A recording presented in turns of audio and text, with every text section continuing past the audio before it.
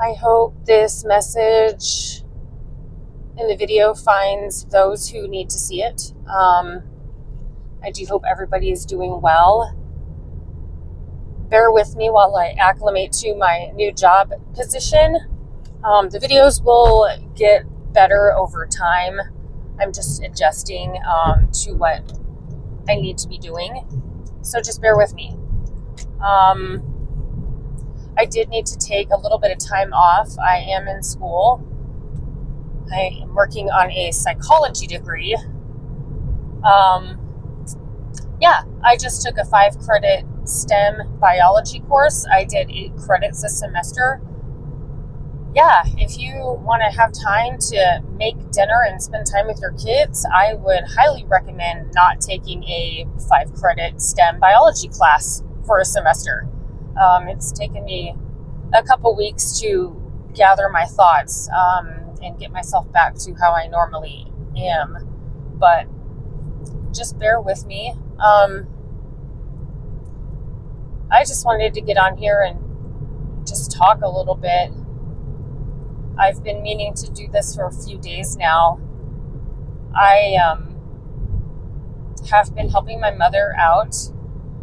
My mother lost her husband last year to dementia, and I told him before he passed that I would help her, and I also told her that I would help her too, knowing that she has some skeletons in her closet, and by skeletons I mean she's definitely has some entities that are monitoring what I'm doing. She has a provoking spirit, a monitoring spirit. She operates in the religious spirit, and I did not know what else was in there until a couple days ago. If you do some research, you will know that entities can jump from body to body, just like they did in the movie Fallen.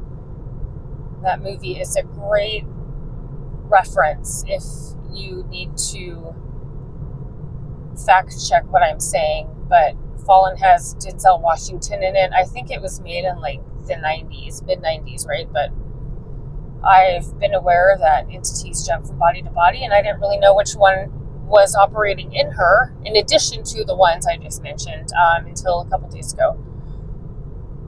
But she said something very peculiar to me that made me not want to ever go back over there. And I don't like not following through with what I say to people. But when you need to be working for the greater good and the higher power and the collective, you've got to be very careful with whom you associate with. So I know going over there is playing with fire. So I don't know if I want to go back over there. But I went over there to work and brought my son with me. My son wanted some cheese, so I got some mild cheddar cheese out of her refrigerator and gave it to him. And she immediately jumped on me about giving him cheese that is not organic. I went over there and I parked my car. When I first got there, I parked my car, walked into her house, took my shoes off and whatnot. And she walked out of the bedroom and I saw it on her. I saw it operating in her. My instinct told me just to leave. But I've been trying to figure out when it manifests in her and how often, right? So I stayed against my better judgment just to see the severity of the situation. But I saw it on her when I got there. So, I asked her how her day was, and she scoffed like that at me. I said, all right. But I got the cheese for my son. She immediately got on me about how she spends all this money on organic food, and I can't believe you did not give him organic cheese. And I basically said, first of all, you're not going to tell me how to raise my son. And second of all, this isn't about cheese. This is about control. And she got quiet. I decided to take my dog outside, take him for a walk. So I did that. I cleared my mind. That's what I do to recenter myself, right? So I came back in there. My son had to go to the bathroom, and she said, this is a good time for us to talk now. I could still see it on her, She's like, it's not about the cheese. And I said, oh, really? So what is it about? And she said some other shit that just didn't make any sense. We kind of got into a little spat back and forth. I try to preserve my energy, because that is what these entities and demons want from you, is your energy. They operate on your energy, right? So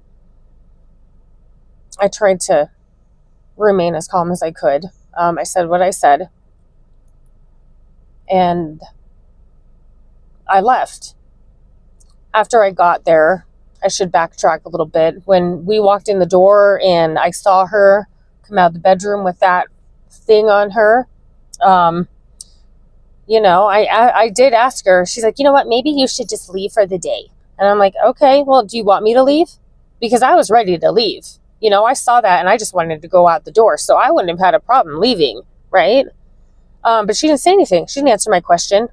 A couple minutes go by. She said something else. And I said, I don't have a problem leaving. I will leave if you want me to. And I said, maybe I should leave. Didn't say anything, and then obviously the situation escalated after I took my dog outside. But, I'm not arguing with people. I'm not arguing with her. I am arguing with what is operating within her. And that's what a lot of people need to understand. And this is why the Bible talks about forgiveness. You're forgiving that person for allowing that entity to operate through them. You're forgiving them for that, because a lot of the time these people do not know what's going on. My mother, and I do forgive her. And it makes me sad that she is so bound to this religious spirit that anything I say is just irrelevant. I could tell her that she needs deliverance. I can tell her all of these other things. She argues with me about facts in the Bible. I mean, she is Catholic, and she reads these Catholic books with all these prayers, praying to Mary, and she's talking about, I'm watching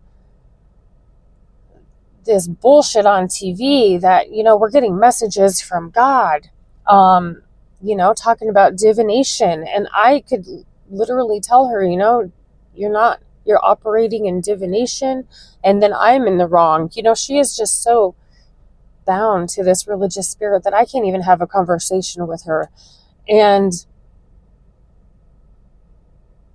I know, because of that religious spirit, I know she has a provoking spirit operating within her too, and she's monitoring me. She's one of those people that will go through my purse and my belongings while I'm in the bathroom.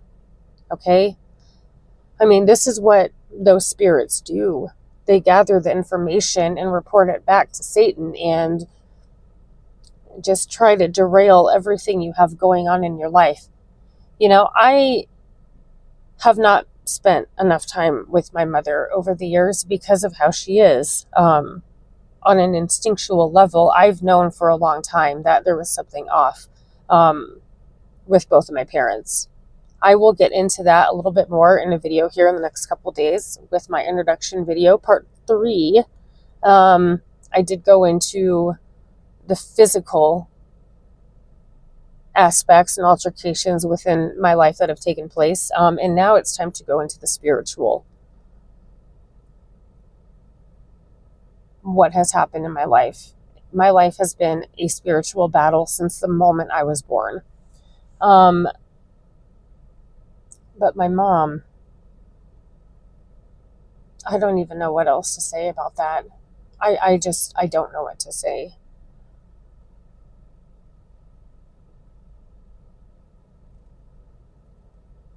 It hurts. It hurts a lot that I've never been able to really share anything with her.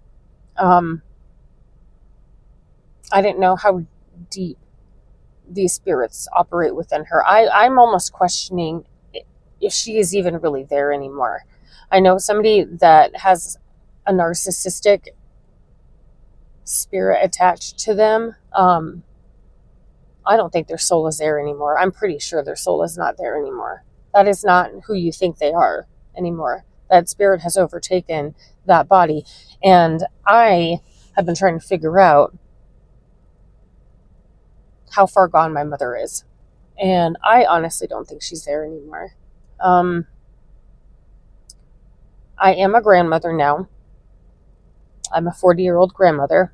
But my daughter that was alienated from me by a narcissist, and multiple other narcissists, she's living with me now.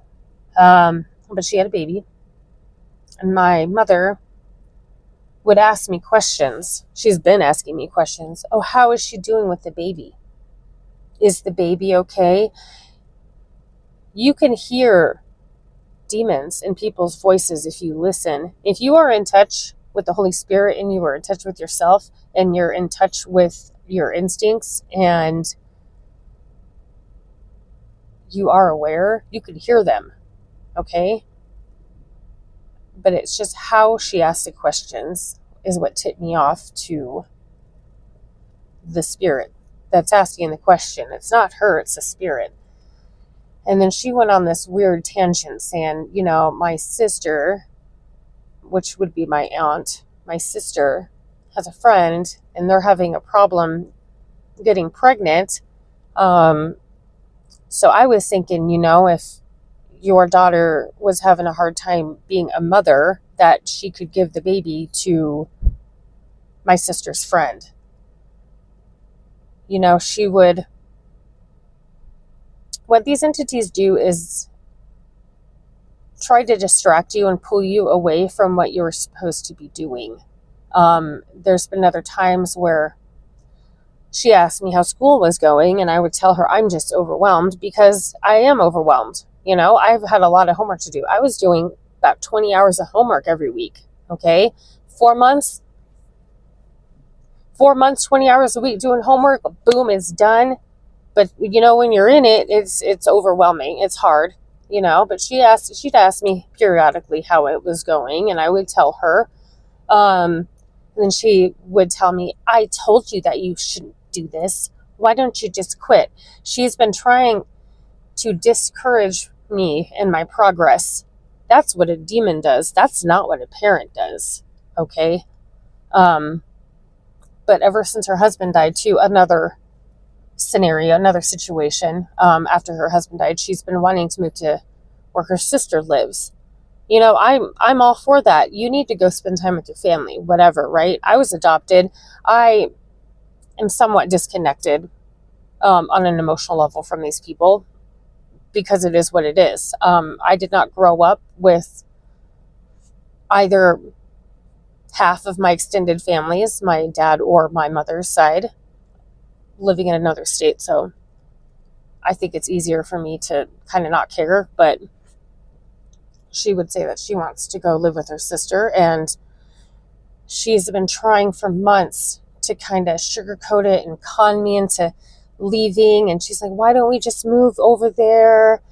And I'm like, I'm almost done with school. Why would I just stop and move to another state? My daughter's going to have a baby. I have my son. I can't uproot everything. She tried for months to persuade me to move, right? And when she finally realized that I was not going to, I saw the flip. I saw the change in her. She got very passive aggressive. She got very domineering. But that was the entity working within her. When you remove yourself from a toxic situation, you cannot go back to it because it's going to be the same way. And I was aware of that. I was thinking about that when she was trying to sweet talk me into moving. They make it sound real nice and good, sugar coated, with a nice pretty bow wrapped on top of the present on the box, right? But I just knew that it would be the same. My mother growing up was the main reason why I moved out of the house when I was 18 years old. I did not really get into understanding the spiritual side to my life experiences until about 2018, 2019. So at the time, when I was younger, I didn't realize why I needed to get out of there, but I just knew I needed to get out of there. And I knew I couldn't tell either one of my parents very much about anything. And I never have, and I never will, you just know things. But I see now, growing up in a narcissistic family dynamic, that is literally the devil watching everything you're doing. The devil is operating through a narcissist. My mother stayed married to him for 40 years before they got divorced.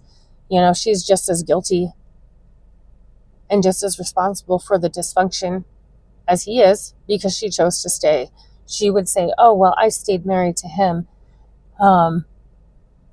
because we had you and we didn't want to, mess up everything for you. That's why we stayed married and got divorced after you were 18. Don't put that on me. Don't ever put that on a child. You have your reasons to stay, and you can't say it's to keep the family together, because sometimes divorcing, regardless of the age of your children, is going to be the best thing to do for your children. Because I'll tell you what, growing up, seeing an unhealthy relationship showed me how to be in an unhealthy relationship.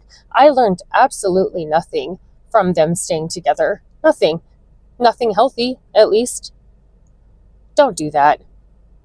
If you know you're in a toxic situation, in an unhealthy marriage that's abusive, you need to just leave. It will be better off for your children in the long run. I have to learn how to be a healthy person. I've had to completely raise myself because of the situation.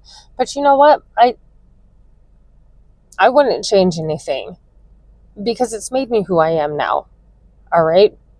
But that's not, I'm not speaking for everybody else.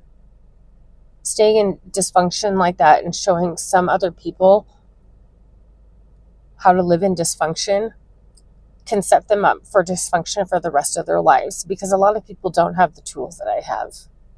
And that's part of the reason why I wanted to start this channel.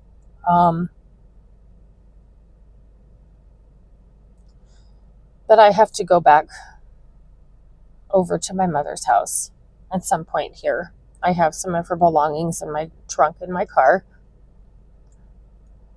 And I'm just trying to gather my thoughts and my words and myself before I go back over there. I wish there was a way that I could introduce deliverance to her. All I can do is pray. But, if you are in a situation similar to mine, you just need to protect yourself. And you need to realize, like, you may think that you are talking and meeting and interacting with a healthy person, only to find out that they were sent by the devil to destroy you. With me mentioning that she is a monitoring spirit and a provoking spirit, monitoring spirits report back to the devil to destroy what you're doing. Okay? But you need to understand that these are not the person that you think that they are. This is actually an entity operating through them, right?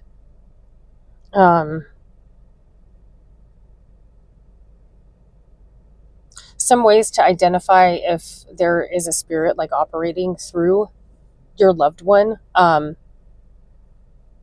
They could play the victim role. That's what she did. She automatically just jumped to the victim role after I told her, this is about control, yada, yada, yada. Then it's the victim. But first it's blaming, and then it's the victim. It's manipulation. Manipulation is a form of witchcraft. But there's, the person can be prideful. They can be arrogant. They lie a lot. They can convince themselves that their lies are actually the truth. They cause arguments. They're selfish. They don't apologize. They have to be the center of attention. There's a lot of envy. There's anxiety. There's bitterness. They could be depressed. There's a lot of negative thoughts. They can condemn you. Monitoring spirits are invasive. They're controlling. They're bossy. And they ask personal questions to gather information. When my mom would ask me how my daughter is doing, that's trying to get information from me. Okay? When she asks me how my school is going, that's to try to get information from me. All right? When they do this, it's a monitoring spirit operating through them when they ask the questions and it makes you uncomfortable. Okay? It makes you feel unsettled. You kind of feel like you're backed into a corner. Monitoring spirits can come from bloodlines. It is a marine spirit. It is a python spirit, divination. We will definitely get more into that in future videos. But I just wanted to provide a little bit of an update from what I'm doing. I did not fall off the face of the earth. I am doing well in my classes. So that's that. Honor roll. If there's anybody monitoring me right now, I just want to highlight that it's all going to be okay. It's always going to be okay. You just need to have discernment. People are not who they say they are. And a lot of people get offended when you can identify spirits within them. There's certain ways you have to approach things with certain people, and you need to use that at your discretion. But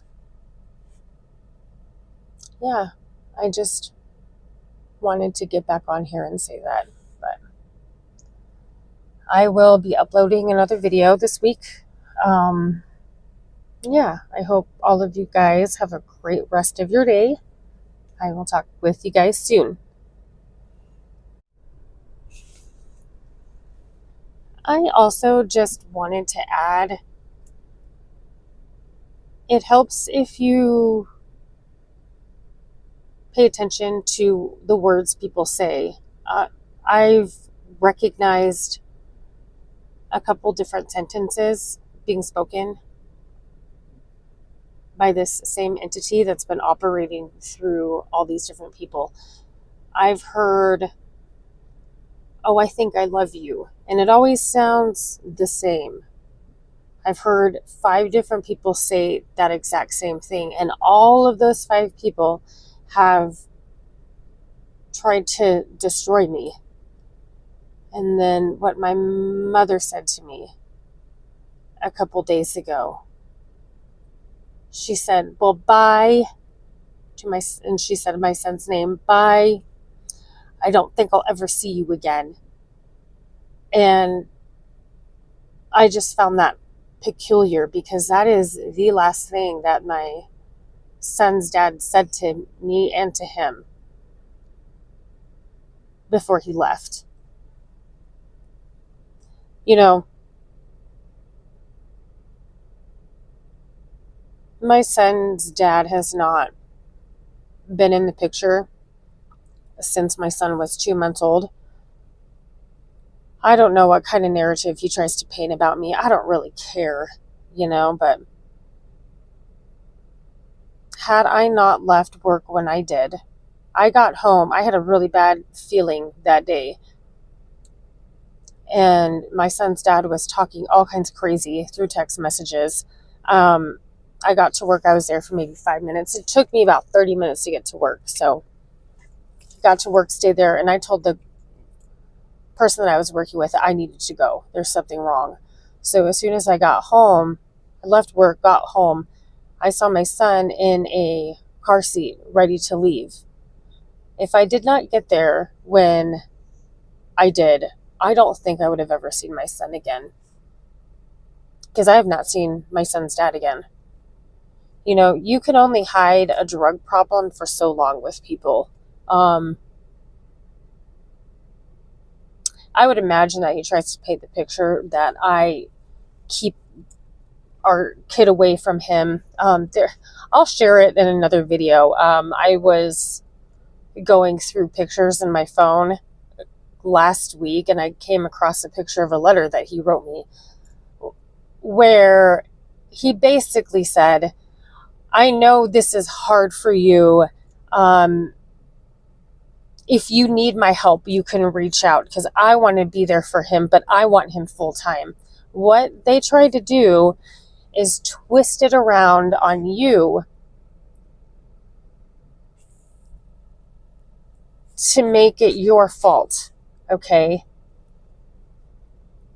By him saying, "Well, you can reach out when you need the help because I want to be there," he's basically saying, "I'm giving you all the responsibility to reach out to me because I'm not at fault. And if you don't reach out to me, you're at fault." All right? That's what they do. It's manipulation. All right? But I don't know what kind of narrative he paints about me, and I don't really care. But I'll get into that in another video. But just what my mom said to me, I know it was the same entity that was working through her, that worked through my son's dad, that's been working through everybody else in my life. My daughter's dad, my dad. And I want to know why. I don't work for these people, I have a specific thing I have to do while I'm here. And if any of you guys find yourself in the same situations, you really need to rehash everything that's going on in your life.